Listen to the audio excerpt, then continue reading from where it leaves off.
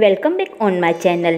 पौराणिक कथा के अनुसार ऐसा कहा जाता है कि जब श्री राम भगवान और माता सीता 14 वर्ष के वनवास के लिए जा रहे थे तब उनके साथ लक्ष्मण जी भी गए थे।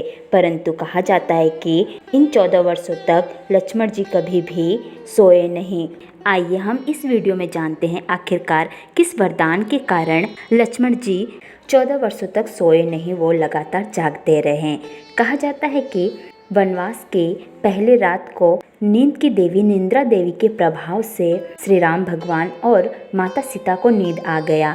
परंतु जैसे ही निंद्रा देवी लक्ष्मण जी के पास आई तो लक्ष्मण जी ने निंद्रा देवी से विनती की कि हे देवी, मैं चाहता हूँ कि 14 वर्षों तक मुझे नींद ना आए और मैं दिनों रात जागता रहूँ और जागकर अपने भ्राता श्री राम और भाभी सीता जी का सेवा करूं और उनकी रक्षा करूं।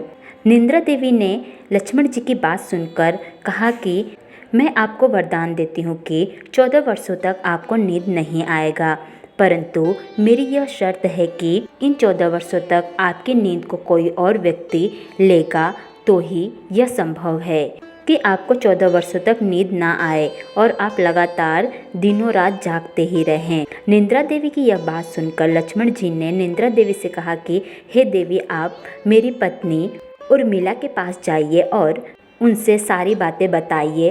वो मेरे हिस्से के 14 वर्ष का नींद लेने के लिए तैयार हो जाएंगी। लक्ष्मण जी के कहे अनुसार निंद्रा देवी लक्ष्मण जी की पत्नी उर्मिला के पास पहुंची और उनको सारी बातें विस्तार से बताईं। उसके पश्चात उर्मिला ने निंद्रा देवी से कहा, हे देवी, मैं अपने पति के हिस्से की नींद 14 वर्षों तक लेने के लिए तैयार हूँ।